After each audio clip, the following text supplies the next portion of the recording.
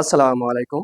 2025 সালের সপ্তম শ্রেণীর যে সকল সুপ্রিয় শিক্ষার্থীবৃন্দ আছো, তোমাদের জন্য সপ্তম শ্রেণীর দ্বিতীয় অধ্যায়ের অনুশীলনী 2.1 এর কত নম্বর অঙ্ক সমাধান করবো আজ? 11 নম্বর অঙ্ক সমাধান করো। কত নম্বর? 11 নম্বর অঙ্ক। 11 নম্বর অঙ্ক কি বলছে খেয়াল করো। তামা, দস্তা ও রূপা মিশিয়ে এক রকমের গহনা তৈরি করা হলো। ওই গহনায় তামা ও দস্তার অনুপাত, কিসের? তামা ও দস্তার অনুপাত কত? 1:2। এবং দস্তা ও রূপার অনুপাত 3:5। 19 গ্রাম ওজনের গহনায় কত গ্রাম রূপা আছে? কি বের করতে বলেছে? এখানে রূপা বের করতে বলেছে। এখানে খেয়াল করো, আছে কিন্তু তিনটা জিনিস। কয়টা জিনিস? তিনটা জিনিস, তামা, দস্তা ও রূপা। এবার খেয়াল করো, প্রথম অনুপাতে কি আছে? তামা ও দস্তা আছে প্রথম অনুপাতে। এরপর খেয়াল করো, দ্বিতীয় অনুপাতে কি আছে? দস্তা ও রূপা। তাহলে উভয় অনুপাতে কি রয়েছে? দস্তা রয়েছে। উভয় অনুপাতে দস্তা রয়েছে। তাহলে এখানে আমরা মোট অনুপাত পাচ্ছি কয়টা? তিনটে। তাহলে এখন খেয়াল করো, তাহলে আগে লিখবো কি? তামা ও দস্তার অনুপাত।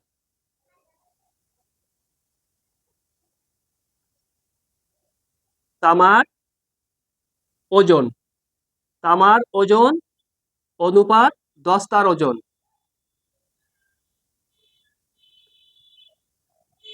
দস্তার ওজন। খেয়াল করো তো, তামা ও দস্তা কত ছিল? তামা ও দস্তা 1:2। তাহলে 1:2। এরপরে খেয়াল করো, এটা কাজ একটু পরে করব। কি জন্য? খেয়াল করো, এবার দস্তা ও তামার রূপার অনুপাতটা লিখে নেব। দস্তা ও রূপা।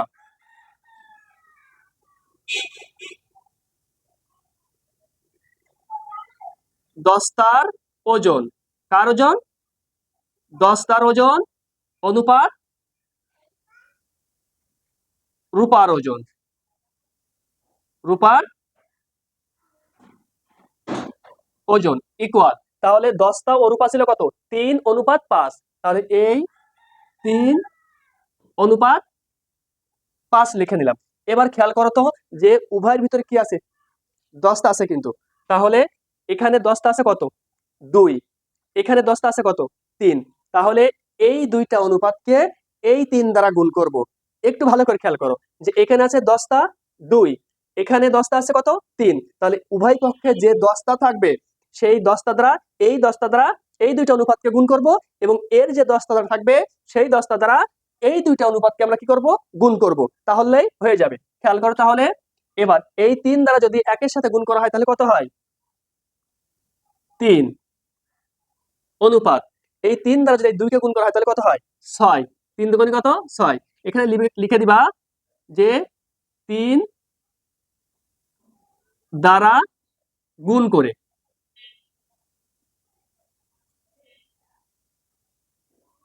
গুণ করে এরপর খেয়াল করো তো, এখানে দশটা ছিল কত? 2। এই 2 দ্বারা এবার এই দুইটাকে গুণ করব। তাহলে এই 2 কে যদি 3 দ্বারা গুণ করা হয় তাহলে কত হয়?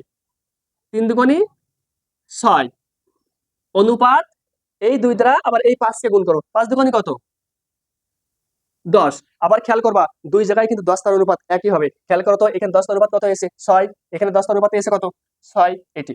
এরপরে লেখো, তামা অনুপাত দস্তা, দস্তা অনুপাত রূপা। রূপা। এখানে খেয়াল করো তো, তামা কত ছিল? তামা ছিল 3। তাহলে এখানে 3 বসবে। অনুপাত দস্তা, দস্তা এই যে এখানেও 6, এখানে 6, তাহলে এখানে দস্তা কত পাচ্ছি? 6। 6 অনুপাত রূপা, রূপা কত পাইছি? 10। তাহলে এখানে 10 বসেছে। যেহেতু 19 গ্রাম ওজনের গহনায় কত গ্রাম রূপা আছে, কি বের করতে বলেছে? রূপা বের করতে বলেছে। তাহলে খেয়াল করো, যে এই তিনটার যোগফল আগে বের করে নিতে হবে। তাহলে অনুপাতের যোগফল,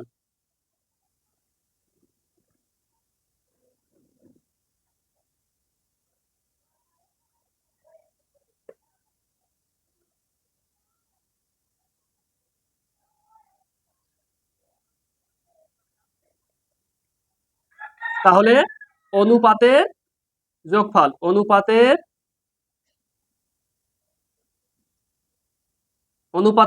যোগফল, অনুপাতের যোগফল কত? 3 যোগ 6 যোগ 10, তাহলে 6 আর 3 9, 10 আর 9 কত? 19, 19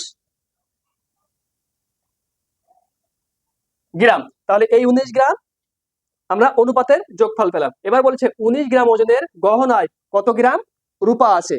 তাহলে খেয়াল করো যে 19 গ্রাম, এখানে লিখি 19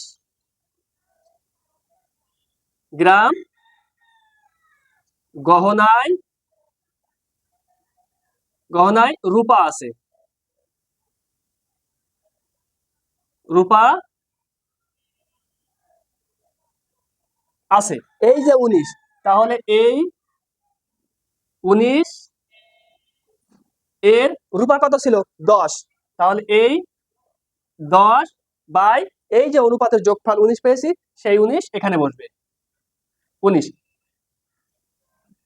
এই 19 আর এই 19 কেটে গেল, গেলে কি থাকলো? 10, তাহলে 10 গ্রাম। তাহলে 19 গ্রাম ওজনের গহনায় কত গ্রাম রূপা আছে? 10 গ্রাম রূপা আছে। এটি এই জন্য খেয়াল করতে হবে প্রিয় শিক্ষার্থীবৃন্দ, যে এখানে কি কি আছে? তামা আছে, দস্তা আছে, আর রূপা আছে। তাহলে দস্তা উভয় পক্ষে কিন্তু আছে। এই জন্য আগে তামার ওজন অনুপাত দস্তার ওজন লিখে নিলাম 1 অনুপাত 2। এরপরে আসো দস্তার ওজন অনুপাত রূপার ওজন কত? 3 অনুপাত 5। এবার উভয় পক্ষে যেটি থাকবে সেটি দ্বারা এই প্রথমটি এবং দ্বিতীয়টির সাথে গুণ করব। কারণ কি? খেয়াল করো, এখানে দস্তা উভয় পক্ষে আছে, এই জন্য এখানে দস্তা আছে কত? 2, এখানে দস্তা আছে কত? 3।